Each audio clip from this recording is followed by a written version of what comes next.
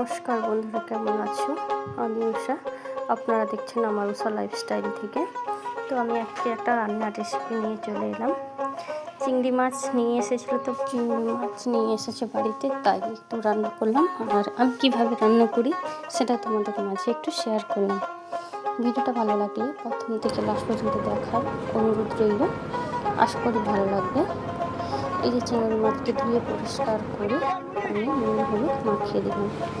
মাখিয়ে দিয়ে হলুদ মাখালাম, তারপরে নুন দিয়ে কড়াইতে তেল দিয়ে দিয়েছি। তো আমাদের গ্যাস নেই, আমরা কাঠের উনুনেই রান্না করি। তো এটা হচ্ছে তোমাদেরকে শেয়ার করার জন্য একটু ভিডিওটা বানিয়েছিলাম। তো নুন হলুদ মাখিয়ে দিয়ে এবারে ভাজতে বসবো। তারপরে এই যে চিংড়ি পটল করবো, তো পটল বেগুন এনে রেখেছি, তো ওগুলো কাটবো। নুন হলুদ মাখালাম, পরিষ্কার করে নুন হলুদ মাখালাম। কড়াইতে তেল দিয়েছি, কড়া গরম হয়ে গেছে। আর মাছটা দেব। তো চিংড়ি মাছের একটা গুণ কী বলো তো হচ্ছে, যতই ঘাটা হয়ে যাক, কিন্তু যখন তেলের কড়াই পড়ে যায় তখন শক্ত হয়ে যায় মাছগুলো। তো চিংড়ি মাছে তো প্রচুর দাম, যাই হোক এটা 250 গ্রাম হবে হয়তো, আমার বোন নিয়ে এসেছে, তাই রান্নাও করলাম আর তোমাদের মাঝে একটু শেয়ারও করলাম। এই যে পটল চিংড়ি করবো, পটলগুলোকে আমি ছিলতে বসে পড়েছি। তেল তো কড়া দিয়েছি, একটু গরম না হলে মাছটা দেওয়া যাবে না, তাই তেলটা গরম করে নিচ্ছি আর আমি পটল ছিলতে বসে পড়েছি। তো আর প্রচুর তো গরমের মাঝে এই গরমে উনুনে রান্না করতে যে কী কষ্ট আর কি বলবো। যাই হোক, তা তো রান্না করে তো খেতেই হবে, তা তোমাদের মাঝে একটু তুলে ধরলাম। আশা করি সবার ভালো লাগবে। তো এইভাবেই ভিডিওটা প্রথম থেকে লাস্ট পর্যন্ত দেখো। আর আমার তেল গরম হয়ে গেছে, আমি এবারে মাছটা দিয়ে দেব। একটু বাকি রয়েছে, তো আমি ছেলেকে বললাম একটু ভিডিওটা বানিয়ে দিত। তো আমি কি ভিডিও দেবো আর তো কিছুই খুঁজে পাচ্ছি না, তাই যখন চিংড়ি মাছ নিয়ে এসেছি সেই রান্নার রেসিপিটা একটু তোমাদের মাঝে শেয়ার করলাম। আমি কিভাবে রান্না করি সেটাও তোমরা দেখতে পাবে। তো এইভাবেই ছেলেকে বলছি যে কেমন করে ধরছি, সোজা করে ঠিকভাবে ধর, নয়তো আমার ভিডিওটা খারাপ হয়ে যাবে। তো ছেলে যেমন পেরেছে ধরে দিয়েছে। আর আমি তো ঘামে পুরো ভিজে গিয়েছি। তো চিংড়ি মাছগুলো খুব ভালো লাগে, কারণ এইগুলো তেলে দিয়ে দিলে গোটা গোটা হয়ে যায়। যতই ঘাঁটা থাক মাছগুলো, কিন্তু তেলে দেওয়ার পর মাছগুলো কি সুন্দর গোটা হয়ে যায়, এটাই ভালো লাগে। তো মাছ ভাজতে ভাজতে তেলটা গরম হয়ে গেছে, দিয়ে দিয়েছি। এরপরে আলু, পটল, বেগুন ভাজা হবে আর পটল চিংড়ি হবে। তো এর মাঝে আমাকে পটল আলু কেটে নিতে হবে, বেগুন কেটে নিতে হবে। তো আমি আবার পটল ছিলতে রেডি করলাম। তো সম্পূর্ণ সব কিছু জোগাড় করে বসতে হবে। তো এখানে মাছ ভাজতে ভাজতে আমার পটল কাটা হয়ে যাবে, পটল আলু বেগুন সব কাটা হয়ে যাবে। তো বন্ধুরা, জানি না ভিডিওটা কেমন হয়েছে, তো তোমাদের মাঝে একটু শেয়ার করলাম। আশা করি ভালোবাসা দেবে। তোমাদের ভালোবাসার জন্যই তো আমি নতুন নতুন ভিডিও দেওয়ার চেষ্টা করি। তোমরা এইভাবে আমার পাশে আছো আর আশীর্বাদ করো, আগামী দিনেও যেন এইভাবে এগিয়ে নিয়ে যেতে পারি চ্যানেলটাকে।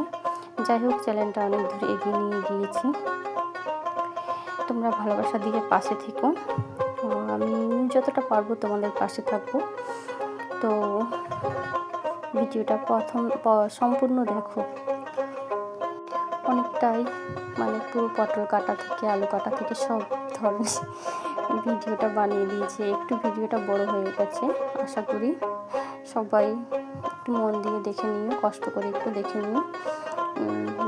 কী করবো বলো, একটু বানাতে গিয়ে ভিডিওটা অনেকটাই বড় হয়ে গেছে। তো প্রচুর গরমে রান্না করা কী যে কষ্ট, সে যে রান্না করে সেই বোঝে।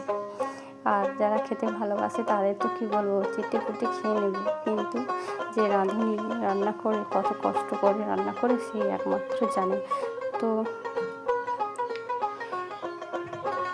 পটল পটল কাটছি আর এই যে মাছ মানে মাঝে মধ্যে মাছে নাড়া দিচ্ছি। তো এইভাবেই নাড়তে নাড়তে সম্পূর্ণ ভিডিওটা বানানো হয়ে গেল। তো আরও রয়েছে লাস্ট পর্যন্ত পটল চিংড়ি মাছগুলো ভাজা হয়ে আসছে, ওপাট ওপাট করে ভেজে নেব, 2 পাট করে ভেজে নেব। তো দেখো খুব সুন্দর গোটা গোটা হয়ে গেছে মাছগুলো। তো পটল চিংড়ি খেতে কে কে ভালোবাসো সবাই কমেন্টস করো। এই রেসিপিটা কার কার ভালো লাগে, আমার তো ভীষণ ভালো লাগে। তো জিনিসটার অনেক দাম, চিংড়ি মাছের প্রচুর দাম, তাই খুব একটা খাওয়া হয় না, মাঝের মধ্যে নিয়ে আসে। তো সেই জন্য ভাবলাম আমার মানে কি বলবো আনন্দটাও তোমাদের মাঝে একটু শেয়ার করি। আমি নিজেও মানে রান্না করে খেলাম আর তোমাদেরকেও একটু দেখানো হলো ভিডিওর মাধ্যমে। তো খাওয়ানোটা দেখাতে পারবো না, কারণ ফোনটা তো থাকে না, সবসময় নিয়ে চলে যায়। তাই যে ফোন থেকে ভিডিও বানাই সেই ফোনটা নিয়ে চলে যায়, ক্যামেরাটা ওই ফোনের ভালো, তাই ওই ফোন থেকে ভিডিও বানিয়ে অ্যাটাক করে বেগুনও কেটে নিলাম। যেহেতু 8 জন আছি, 6 জন আছি, তো আমরা 4 থালি করে 8 থালি বেগুন ভাজা কাটা হয়েছে, বেগুন ভাজবো। তো এতটাই যে কি বলবো গরম, এই যে মাছ ভাজা হয়ে গেছে, বেগুনও ভাজা হয়ে গেছে, মানে পটল রান্না বেগুনও ভাজা হয়ে গেছে। পটল জাস্ট তরকারি মশলা কেটে, তখন আর ফোনটা ধরে দেওয়ার মতো কেউ ছিল না, তাই নিজেই জোগাড় যন্ত্র করে রান্না করে দেখালাম। তারপরে মেয়েকে ডাকলাম যে মেয়ে আর সোনামা একটু আইতো আর একটু ভিডিও বানিয়ে দে। লাস্ট পর্যন্ত আমি ঘামে ভিজে গিয়ে চান টান করে আবার এলাম। তো দেখো আমার পটল ভাজাও হয়ে গেছে, বেগুন ভাজাও হয়ে গেছে, আর মশলা বাটাও হয়ে গেছে। তো মশলা কষা চলছে। তো মেয়েকে বলেছিলাম ধরে দিতে, তো মেয়ে যাই হোক যেমন পেরেছে ধরে দিয়েছে। তো মেয়েকে ভিডিও বানানোর কথা বললে প্রচুর বিরক্ত হয়, এমনি ফোন দেখার কথা বলো সারাদিন রাত পড়ে পড়ে দেখবে, আর আমি যদি বলি যে একটু আমার ধরতো ক্যামেরাটা ভিডিও বানাবো, তাদের বিরক্ত বোধ হয়। যাই হোক যেমন পেরেছে ধরে দিয়েছে। তো কাঠের উনুনে রান্না করি, আর উনুনে রান্না করা মানে সবথেকে খাবার ভালো হয়, সুন্দর হয়। তো তাই তোমাদেরকে একটু শেয়ার করলাম, ভালো লাগলে অবশ্যই ভালোবাসা দিয়ে। উনুনটা ঝিপে গিয়েছিল, তাই দিতে হচ্ছে। আর এই প্রচুর তো গরমের মাঝেও কী করবো, যাই হোক রান্নাবান্না করতে হয়েছে।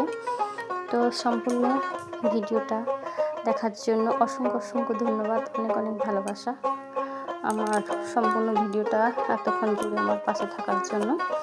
তো চিংড়ি মাছগুলো লাল লাল করে ভেজে নিয়েছি। তো এইবারে মাছের কষা হয়ে গেছে, মশলা কষা হয়ে গেছে যখন, তো মাছটা ঢেলে দেবো। আর দেখো আমার উনুনটা ঝিপে গেছে, কি বলবো, একটু বৃষ্টি হয়েছিল তো তাই কাঠগুলো ভিজে গিয়েছে, এই জন্য উনুনটা মানে মাঝে মাঝে ঝিপে যাচ্ছে। তো যাই হোক কাঠে রান্না মানে এরকম একটু করেই রান্না করতে হয়। তো ভিডিওটা সম্পূর্ণ জুড়ে থাকার জন্য অসংখ্য ধন্যবাদ, অনেক অনেক ভালোবাসা। আর আমি যে আশা করব তোমরা সুন্দর কমেন্টে অপেক্ষায় রইলাম। আর ধন্যবাদ আমার ভিডিওটা সম্পূর্ণ দেখার জন্য। তো আমার রান্নাটা প্রায় শেষের মাথায় হয়ে এসেছে, কষাকষি করে দিয়েছি, জাস্ট চিংড়ি মাছটা দেওয়ার পালা। তো চিংড়ি মাছ বেগুন ভাজা সব কিছুই তোমাদের দেখালাম। মেয়ে একটু বেগুনটা ভেজেছিল, কালো করে দিয়েছে। এই যে জল ঢেলে দিয়েছি রান্নাতে শেষের মাথায়। তো সম্পূর্ণ ভিডিওটা দেখার জন্য অসংখ্য ধন্যবাদ। এইভাবেই আমার পাশে থেকো। তারপরে বাকিটা আমি নিজে ক্যামেরা ধরেই করলাম, যে দেখি আমি এইভাবে দেখাই। তখন মেয়েকে বললাম, মেয়ে তো এলো না,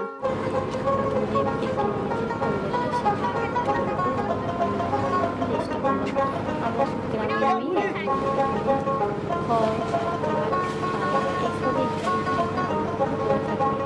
তো তোমরা আমার কতজন দিদি বন্ধুরা দিদিরা রয়েছে, তারা তো সবাই দেখি গ্যাসে রান্না করে। তো আমি কিসে রান্না করি সেটা তোমাদেরকে শেয়ার করলাম। তো জানি তোমরা সবাই ভালোবাসা দেবে আমাকে। পর্যন্ত জুড়ে থাকো ভিডিওটা। এই যে কাঠ জ্বালানি ঘুটিয়ে রাখা আছে, তোমাদেরকে একটু দেখালাম, বস্তায় করে রাখা আছে এগুলো। তো আর নিজে নিজে ক্যামেরা ধরে একটু দেখানোর ব্যবস্থা করেছিলাম। তো যাই হোক, যতটা পেরেছি তোমাদেরকে শেয়ার করলাম।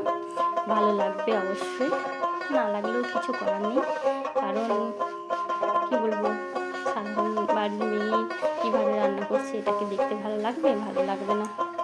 এটা গ্যাসে রান্না দেখলে ভালো লাগতো, আমার জানি আমার ভিডিওতে কেউ সেরকমভাবে ভালোবাসা দেবে না। তাই যাই হোক, আমি যেমন তেমন তোমাদের মাঝে তুলে ধরলাম। ভালো লাগলে ভালোবাসা দিও। আর বিশেষ কিছু বললাম না। নমস্কার, সবাই ভালো থেকো, সুস্থ থেকো। অসংখ্য ধন্যবাদ আমার ভিডিওটা জুড়ে থাকার জন্য, লাস্ট পর্যন্ত আমার পাশে থাকার জন্য। সবাই ভালো থেকো, সুস্থ থেকো, নিজের খেয়াল রেখো। টাটা।